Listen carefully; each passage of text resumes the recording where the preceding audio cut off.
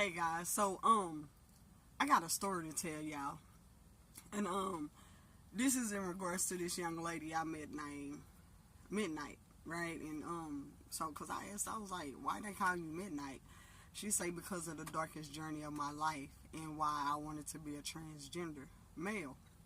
And so I'm like, that's interesting, and why you want to be a transgender male? So she went ahead and advised me that she had been through some challenges in her life that regarded her mom and her dad. And so she was like, "You got some time?" I'm like, "Yeah, I got some time." So we went and stopped at this little coffee shop or whatever. And we sat there and I allowed her to talk. And so she explained to me why she wanted to be a transgender man. So how she advised me was, her mom's is a traveling nurse, and her dad is at home, and her dad stays with them, right? So he's married to the wife, but the wife is the only one that work. He don't really work. He on drugs and shit like that, right? And so she stayed at home with her dad. Now this is her biological father.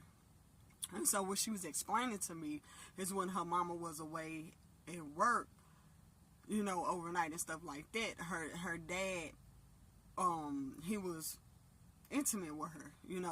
He started grooming her for his sexual escapades. And she said over time she didn't understand, what was going on. She was too young and she didn't get it. And so this stuff kind of grew up into her teenage years. And right now she's about in her 20s or whatnot. So it grew up into her teenage years until she started getting into high school. Now the intimacy started to become molestation, right? The sexual escapades turned into molestation. And so she was talking to me and she had explained to me, she said that her dad, when her mom was away, her dad will, do his thing with her. And this particular time she became pregnant and she was scared to tell her moms because her mama was so holier than thou. She was a church woman, right? And so, and for you guys don't know, I'm new to the LGBT community, so I just want to, I talk to people and whatnot and want to put stories out here, right?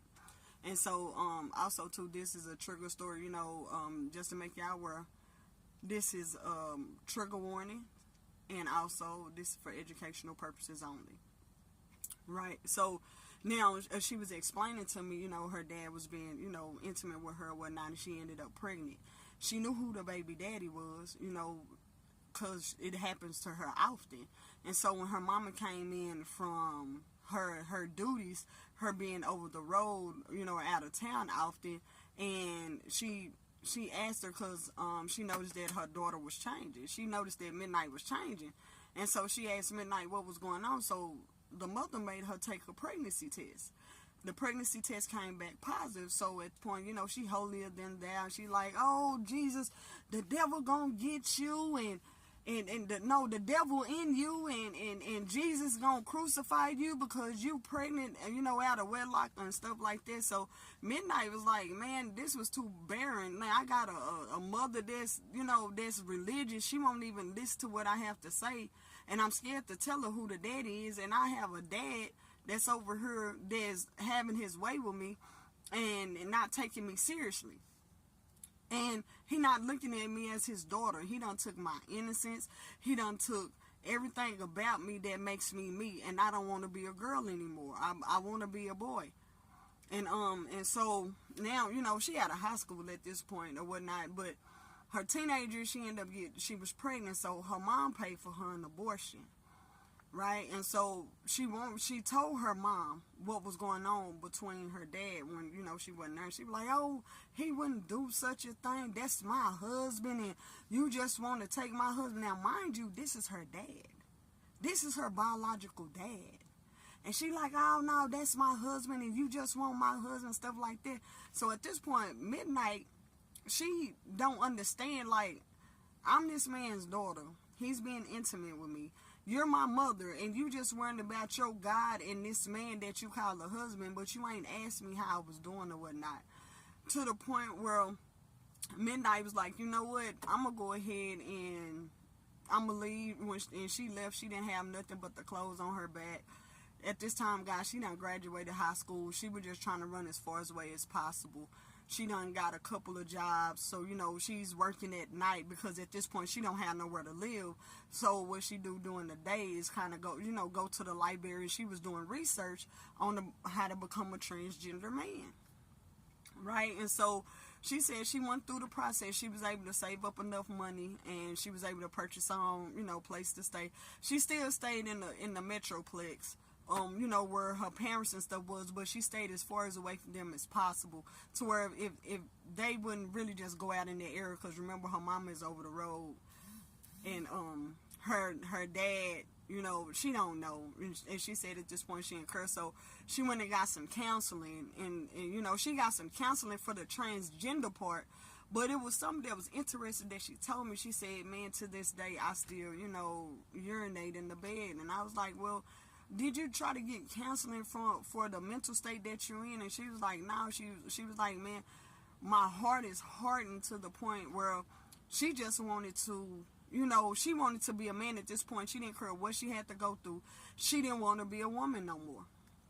Because at this point, you know, her dad, you know, he done did his thing with her or whatnot. So she was like, you know, I never thought about it like that. And so what she ended up doing was, she went ahead and kept doing the counseling to become a transgender man. And so she said, I'm taking hormones at this time. And, you know, the hormones was making her have nightmares and flashbacks on, you know, what was going on with her sexuality. And the doctor had told her, he said, this is, you know, part of the process. Yes, you're going to have these nightmares. But he also encouraged her to get counseling. He said, because these nightmares are not going to stop unless, you know, you go to some type of counseling and you actually deal with the situation at hand and stop, you know, trying to put it under the covers or whatnot. And I agree with the doctor on that part. However, she went ahead and, you know, she said at this point, you know, she was going through the process. She still had her, you know, female organs and stuff like that. And so she was like, right now, what she was doing is she was taking judo, boxing, karate, you know, those type of classes. She was like, because I really want to learn how to defend myself, to the point where, like, this lady, she don't like men.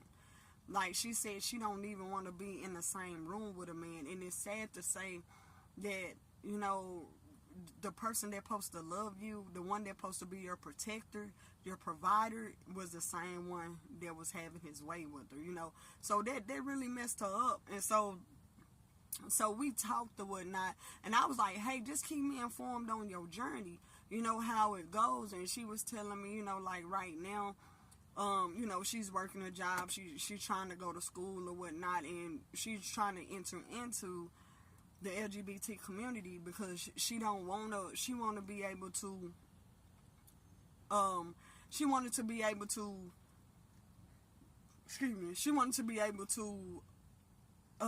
engage with women because of the abuse was so intolerable.